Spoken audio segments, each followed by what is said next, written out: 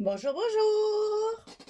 On se retrouve de nouveau pour continuer notre album Engine of the Future de Ciao Bella dans le cadre de la boutique Les Kits de Corinne. Donc elle m'a envoyé cette collection pour le mois de septembre et vous pouvez retrouver tous ces produits dans sa boutique à l'unité, c'est-à-dire que c'est pas un kit. Ce mois-ci je travaille pas le kit. Elle m'a envoyé des collections de papier et donc vous pouvez retrouver tout ça sur sa boutique avec une bonne remise, je vous le rappelle. Alors, on va attaquer la page numéro 2, toujours sur le bloc numéro 1, mais page numéro 2, et j'ai trois petites choses à vous expliquer quant à la réflexion que j'ai faite pour travailler ce papier. Alors, dans un premier temps, sur le bloc, je suis un peu basse là, peut-être vous n'allez pas voir. Voilà, c'est mieux. On va faire une pochette ici, une grande pochette ici, sur le bas du bloc. Alors, cette pochette, elle fait 29 cm sur 7,5 et sur le côté 29, on va plier à 2 et on va plier à 27 pour obtenir nos 25 de largeur de page. Alors, toujours pareil, un petit scotch rouge de 6 mm sur le bas de la pochette qu'on vient retirer en partie pour pouvoir l'attraper après. Ça, je savais que ça ne tiendrait pas. Voilà, et donc ici on le colle sur le bas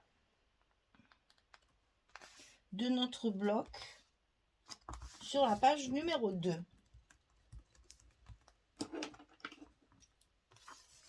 On tire le rouge et le tour est joué. Ça, c'est collé.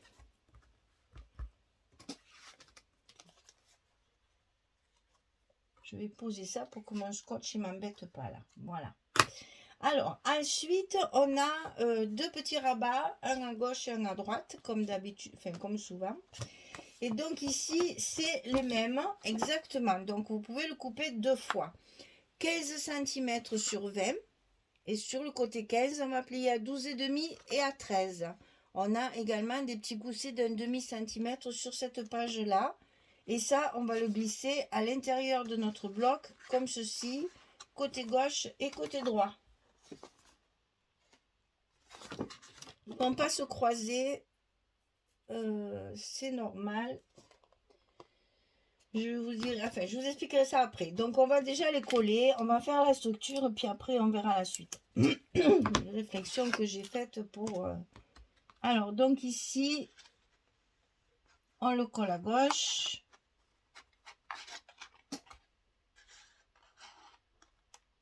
Bon, d'accord. Il a décidé qu'il allait m'embêter, donc pas de souci. On va creuser un peu notre languette et ça ira très bien.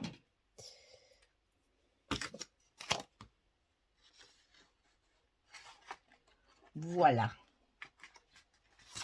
Donc ici, c'est collé. Celui de gauche, il est à sa place.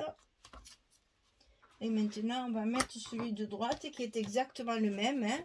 15, 20, 12 et demi, 13. C'est pareil, c'est la même chose. On va en avoir un de chaque côté.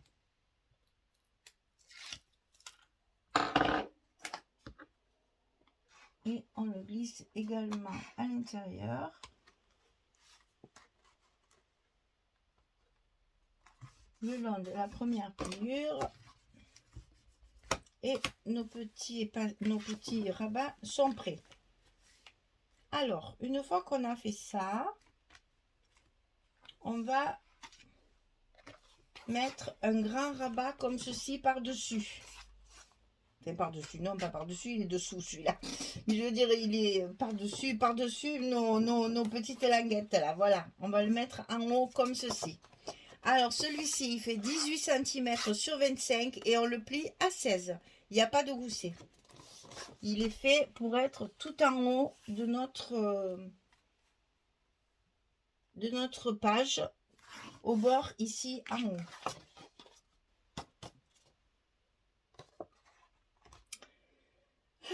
Alors, je cherche comment je vais vous montrer parce que me suis heurtée à 2-3 petites bricoles de... Hein, comme quoi, quand c'est pas quelque chose qu'on fait d'habitude, j'ai donc été obligée de réfléchir un petit peu plus. Je vais vous expliquer le pourquoi du comment. Voilà. Parce qu'en fait, comme je travaille, je pars du papier, c'est après que je me suis rendu compte que j'avais fait une bêtise. Parce que, voilà, comment je fais pour fermer là, ça se croise pas. Ça vient vraiment l'un sur l'autre. Mes bordures, elles sont l'une sur l'autre. Je me suis dit où je vais mettre mes aimants.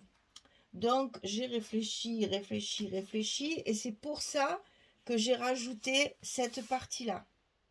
Parce que c'est là-dessus que je vais pouvoir mettre mes aimants de fermeture pour tenir mes deux côtés. Ça, c'est une première réflexion. Ça me fait rire aujourd'hui. Je riais beaucoup moins la dernière fois. J'ai chaud. Parce que j'étais bien embêtée. Je ne savais pas du tout comment j'allais fermer ça. Et je me voyais mal fermer là-dessus. Puisque là, après, il y a les cartes photos et tout ça.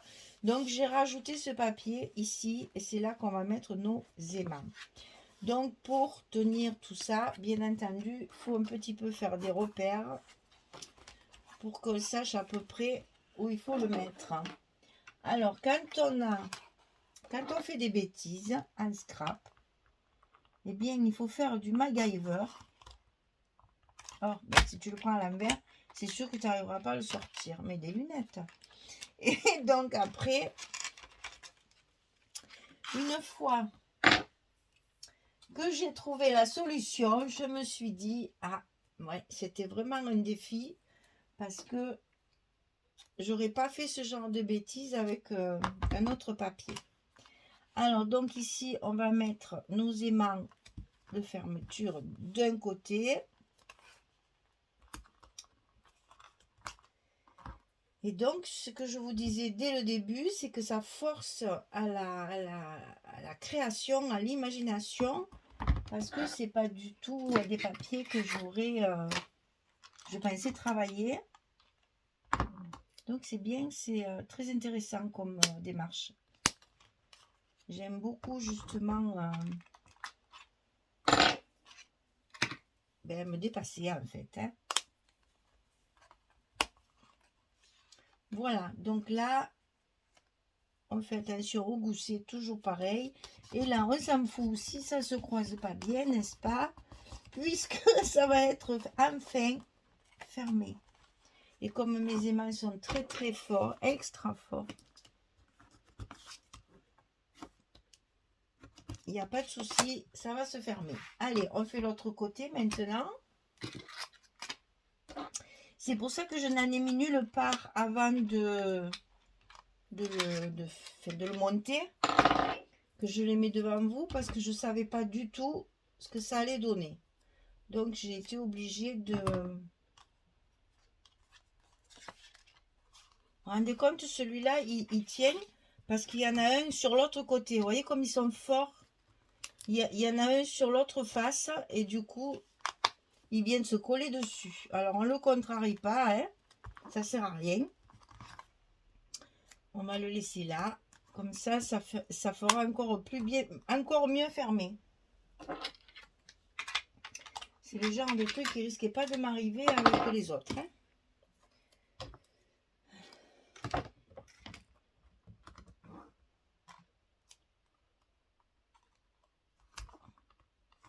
On ajoute l'autre. Quand même, il vaut mieux en mettre deux parce que là, la page, elle est quand même relativement grande. Donc, il faut que ça tienne bien. Et donc, on peut fermer ici maintenant.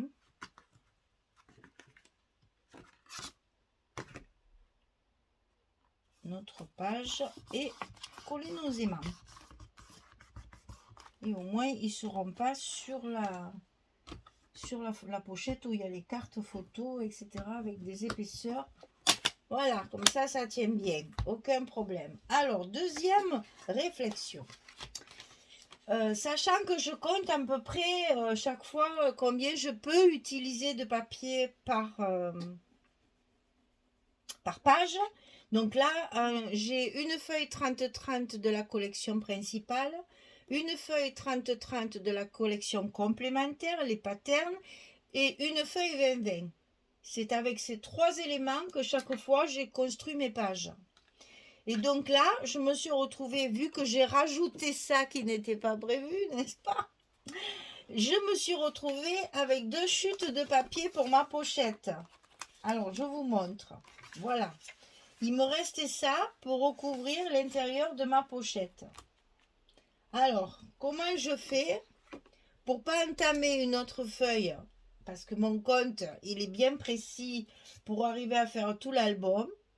Donc, je me suis dit, il faut que je trouve une solution pour cacher ça. Vous me direz, le plus facile, c'est de mettre une chute de papier, puisqu'à l'intérieur de la pochette, il va y avoir un livret. Mais bon, on va jusqu'au bout du challenge et du défi. On se dit, c'est un album steampunk, on peut rajouter, faire quelque chose. Donc, on réfléchit. Et voilà ce que j'ai trouvé. Je mets ici un passant qui va donc cacher ma misère au milieu, que je vais recouvrir bien entendu, au lieu de mettre ma chute tout simplement.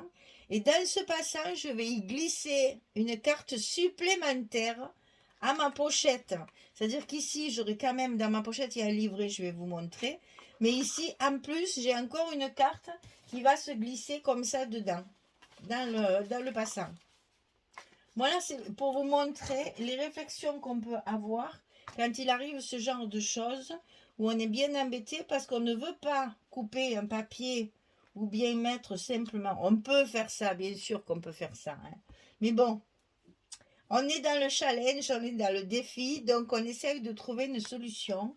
Et donc j'ai trouvé ça, voilà, de mettre ça pour pouvoir y mettre une carte supplémentaire. Alors, la difficulté étant qu'il faut la coller exactement au bon endroit. Alors, on prend des repères, comme toujours. Parce que là, évidemment, c'est peut-être pas forcément au milieu. Puisque mes 2 morceaux, ce sont 2 chutes. Voilà. Donc ici, j'ai fait mes repères. Et je vais donc pouvoir mettre mon passant directement. Je vais le centrer par rapport à mes repères. Directement ici. Et après, l'autre côté, ça sera collé à l'intérieur de la pochette. D'accord? On fait ça. Vous allez vous dire, elle s'est vraiment trituré l'esprit. Eh ben oui, mais c'est ça qui est agréable dans le scrap. C'est de trouver des solutions là où il n'y en a pas normalement. C'est justement l'intérêt de donner des défis comme ça, c'est d'être obligé de trouver des choses qui n'étaient pas prévues au départ. Donc là, je le colle pour qu'il soit bien à plat à l'intérieur de ma pochette. Voilà. Ah, ça, je vais le coller parce que j'en ai marre d'avoir ce scotch qui me colle au doigt là. Donc je colle mon papier. D'ailleurs, c'est pas comme ça, c'est dans l'autre sens. Comme ça, ma pochette, elle sera recouverte. Je ne serai plus embêtée avec ce scotch qui me colle au doigt là. Puis comme ça, vous allez mieux vous rendre compte aussi ce que ça donne une fois qu'il y aura le livret dedans. Alors, là c'est pareil. J'avais pas assez de longueur, mais j'ai eu de la chance dans mes chutes. J'ai trouvé le même papier. Donc j'ai pu accorder la continuité de mon dessin. Bon, ça c'est de la chance. Alors, qu'est-ce que j'allais vous dire d'autre? Ah oui, le livret. Alors donc ici, on va avoir deux cartes. Parce que sur celle du haut, ici, là, ici, ça va être recouvert comme ceci. Et donc là, je vous l'ai fait pour que vous voyez comment ça marche, celles qui ne sont pas habituées à me voir travailler. Quand je fais ce genre de page-là, j'aime pas mettre une carte photo comme ça, en plein milieu. Je trouve ça pas très gracieux. Donc, qu'est-ce que je fais? Je fais un stop pour y glisser une carte à l'intérieur sur laquelle on pourra mettre 2 photos. Cette carte, évidemment, je l'habille avec du papier. Vous verrez ça tout à l'heure. C'est pas celle-là surtout. Et donc, c'est pour vous faire voir ce que je fais quand je crée un emplacement photo sur une grande page comme ça. Je crée avec les étiquettes et les chutes de papier que j'ai. Je crée des stops pour y glisser les cartes dedans. Ça, c'est dit. Après, qu'est-ce que j'ai à vous dire encore ? Donc, il y a 2 cartes. Il y a 2 cartes, je ne sais plus pour où. Ah oui, ben, dans la pochette, il y a un livret d'abord. Il faudrait peut-être que je vous donne ça aussi. Donc, ici, un livret. Ah ben, non, il y a une carte pour mettre là-dedans. Bon, on verra ça après.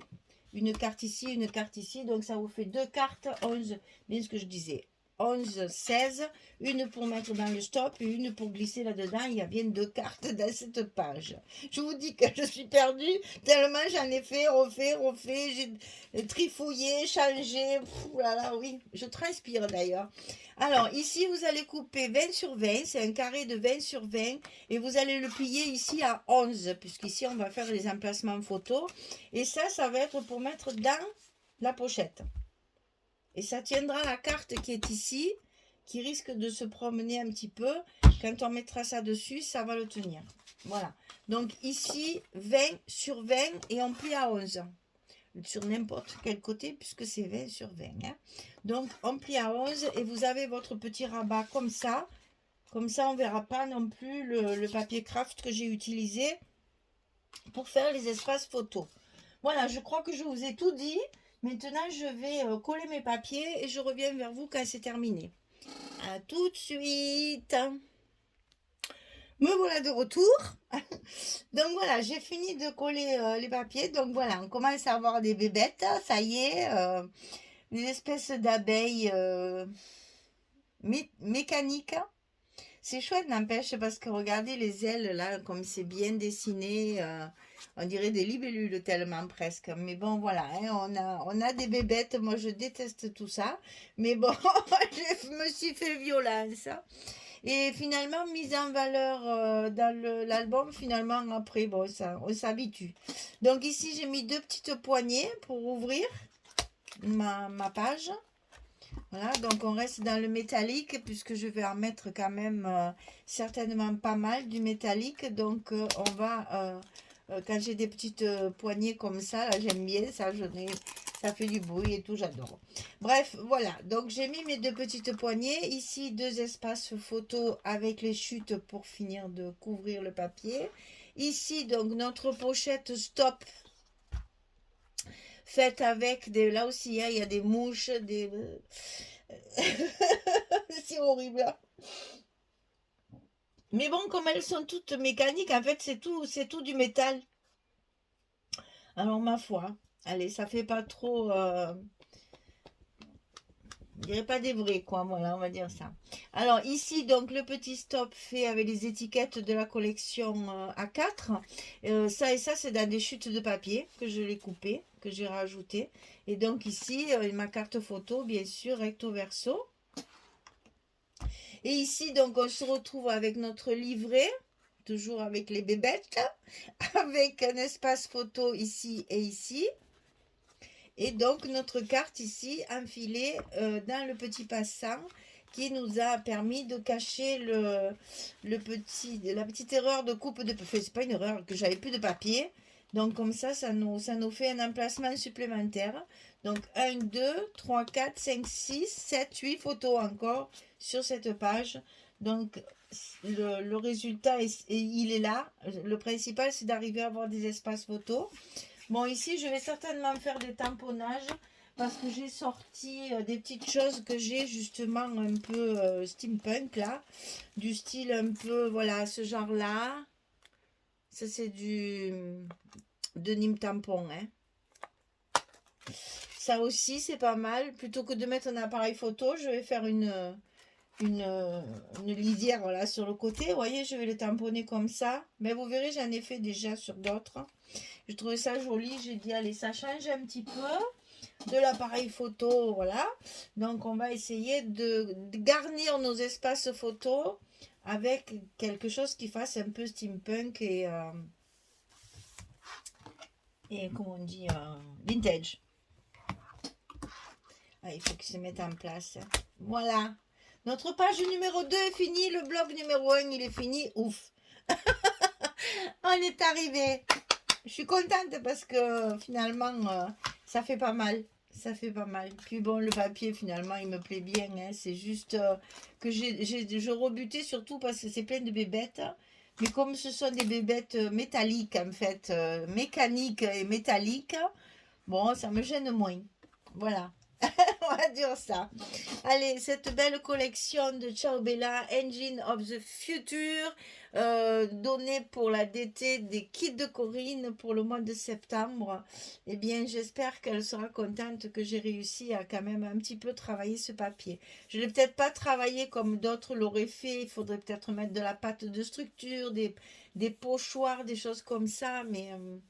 je sais pas, je le ferai peut-être après dans ma déco. Là, pour l'instant, on fait la structure et le papier. Après, il va falloir, eh oui, trouver un système pour faire des patouilles. Voilà. Allez, je vous dis à très vite pour la suite. On va attaquer donc dans la prochaine vidéo le bloc numéro 2 de cet album Engine of the Future de Ciao Bella. Merci beaucoup. À bientôt. Au revoir tout le monde.